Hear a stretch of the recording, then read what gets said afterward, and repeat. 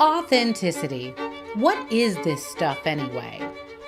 I don't know about you, but I'm kind of tired of hearing this word. It seems to me every day someone's telling you to be authentic, to live your truth, to just be real. But tell me this, how can you be real in a fake world? What do you all know that I don't? Is there some magic pill that's going to give me confidence, happiness, success, alignment, love, and dare I say it, power over my own life? Look, is it God-given?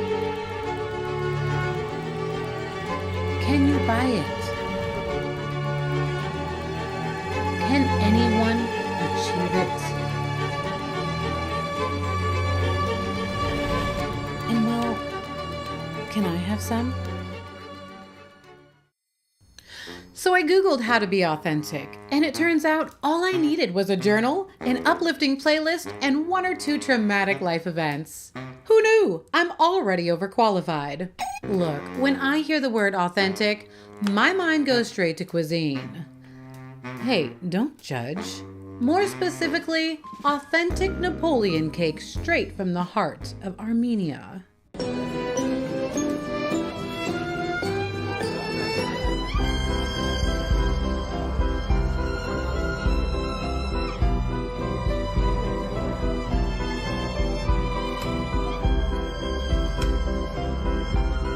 See, now that looked amazing to me. But what makes it authentic? You can't tell me it's just because it's Armenian. I mean, so's this. I also feel like you need less Botox for more emotion. You know, like I feel like, how am I gonna cry? How am I gonna be scared out of my mind? I cannot. You're going to. I mean, let's see. Fake smile, fake hair, fake nails, fake lashes, fake body. Fake everything, honestly. But then again, this woman is powerful. She's aligned in her purpose, and she seems to have control over her life. So maybe authenticity isn't about what we see on the outside. Or is it? I noticed you're not wearing any makeup. Yes. Why is that? So much of who I am is based around being honest and open and vulnerable. If I'm tired, I want you to know I'm tired. Like, I work hard. Good, you should know I'm tired. You know, I have clear skin and I'm like glowing. I want you to see that too. But the point is, I want you to see the reality of what it's like to be a human, to be a woman. I think makeup is a beautiful art form and a form of expression. I'm not anti-makeup. I'm just pro feeling confident in yourself without it. You probably wouldn't believe it, but from ages like 12 to 22, I hated myself. I hated myself physically, the way I looked. I didn't like the way I talked. I didn't like the way I sang. In order to feel really, really confident and comfortable in your skin, you gotta know what it's like to feel really, really not confident and uncomfortable in your skin. People in the industry and on the outskirts of the industry, and even some people in my personal life had told me, if you don't wear makeup, you're not gonna get signed. And it took a lot of me sticking true to what I believed and being like, no, this is why it's gonna work. Now everyone says, by the way, I see you don't wear makeup, and that is amazing. Yes, vulnerability, openness, and my favorite, honesty. All of the things. And I love that for her. But I'm not stepping outside looking like I've lived through 3 world wars and lost every single one of them. The under eye concealer stays. Maybe it is Maybelline. But if it's not about how you choose to wear your exterior paint, then what is it about? Could it be confidence? So people always ask me why I'm so confident. And the thing is, confidence comes from acceptance of who you are and being okay with it. I've accepted that this is me. And yes, beauty standards society will tell me otherwise, that I'm not perfect. And I don't care. Like, how is this gonna make me happy? Like, literally, for what? When I go to a party, I don't worry about being the prettiest, the smartest, the funniest, or the most talented in the room. I really don't care. I'm just gonna be me, you know what I mean? Because the real people that are gonna be in my life for the longest are the ones who are just attracted to who I am as a person, you know what I mean? Yeah. We should all touch grass. So maybe confidence is the secret sauce. But my guess is, a lot of us weren't exactly raised on, accept yourself. We were raised on, smile for the camera, don't stare at strangers, fingers down, don't point. And whatever you do, do not embarrass your parents in public. Listen, our generation mastered the art of pretending before filters even existed. And when you spend your whole life pretending, you eventually forget the sound of your own voice. If only we could find a way to reconnect with our authentic selves. I mean, there's a hotline for everything, right? Why not authenticity? Let's see if we can get some help here.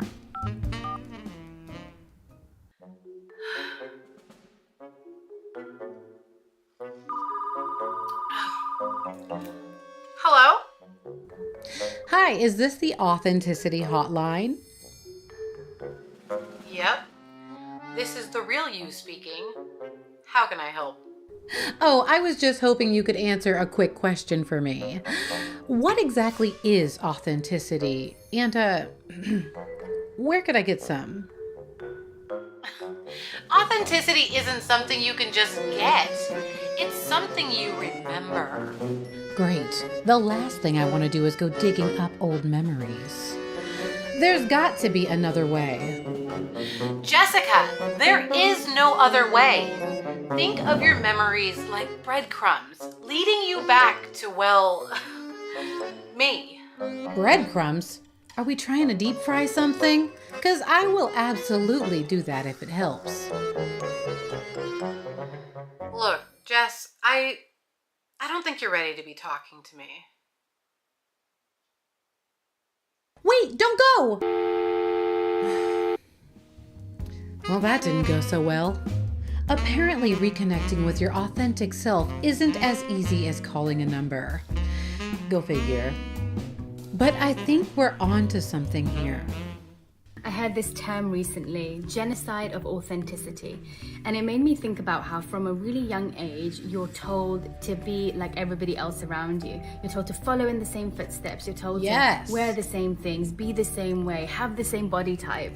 And year by year, it takes you further and further away from understanding who you really are. And what it actually ends up doing is instead of teaching us to really live from a place of intuition and connecting to our inner voice, instead we are taught to look externally to understand who we are.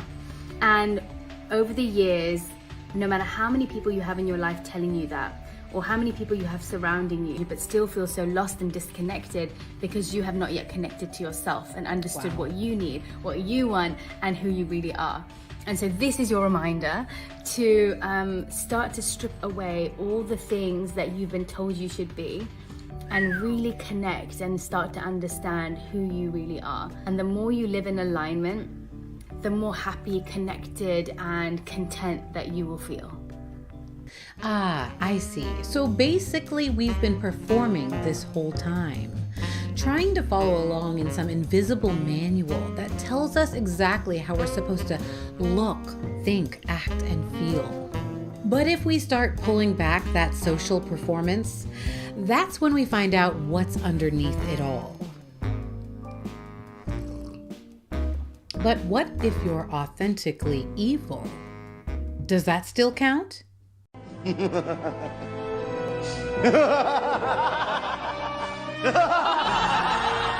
Asking for a friend.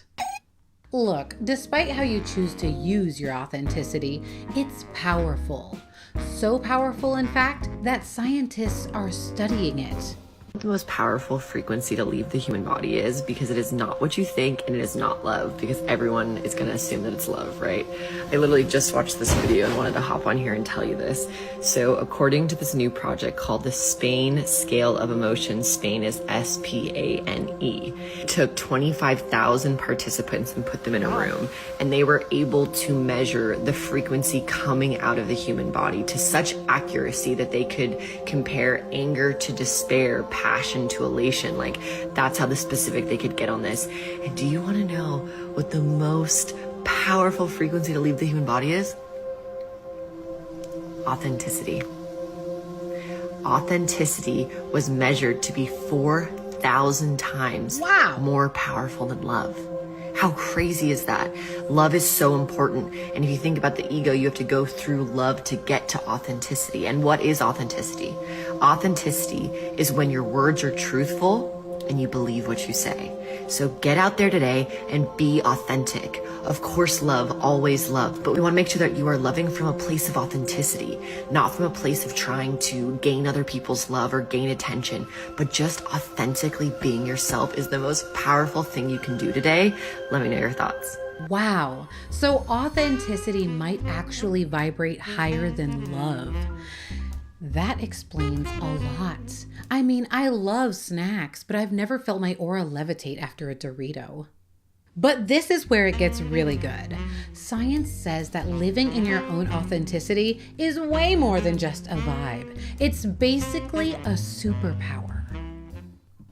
Science shows that authenticity is one of the greatest powers that you have. It actually increases your likelihood of success. And I'll tell you the science behind why. First off is that trying to live up to other people's expectations of who they think you should be actually activates stress circuits in the brain. The amygdala activates, which is your brain's fear and anxiety center. Cortisol goes up, which is a stress hormone, and your creativity shuts down. Managing other people's expectations puts you in survival mode, which is not where your power lies. On the other hand, studies show that people who live authentically have higher activity in the prefrontal cortex, the part of your brain that makes decisions, sets goals, and leads with clarity. When you start showing up as the fullest expression of who you are, that builds self-trust. And trusting yourself goes hand in hand with believing in yourself. And studies show time and time again that belief in yourself is one of the biggest predictors of success. Self-trust and belief in yourself also boost dopamine, which fuels motivation, focus, and resilience. Your authenticity is your purpose in this life. You came to this planet to be exactly who you are. You are your purpose.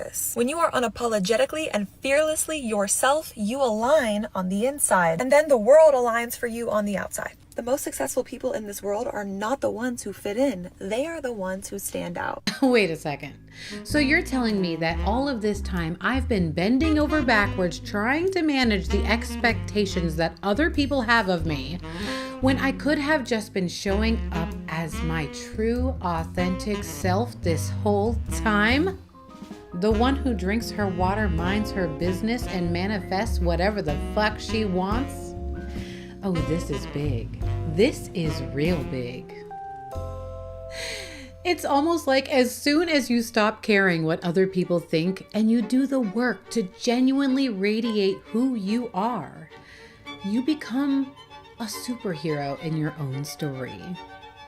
And if you're gonna be a superhero, you have to be able to recognize friend from foe. When someone is inauthentic, every part of your body will feel uncomfortable. Why? When someone holds back a part of themselves, the energy they create is tension with your own soul. Our souls are wired for truth. They long to fully connect in the presence of who we truly are. Authenticity, on the other hand, is the energy signature that invites ease, openness, and connection. It's the frequency that makes people feel safe in your presence, because nothing is more magnetic than someone who is willing and has the courage to be fully themselves. He's exactly right. You can feel it when someone's authentic. Their vibe is consistent. Their words match their actions. Their energy matches their Instagram stories. It just feels aligned. Listen, authenticity isn't in the way you present yourself physically to the world. It isn't in your preferences, and you're not going to find it on your vision board for next year. Authenticity is personal for everybody. And personally, I think I'm about as authentic as I'm gonna get. Hello? Jess? It's time to talk.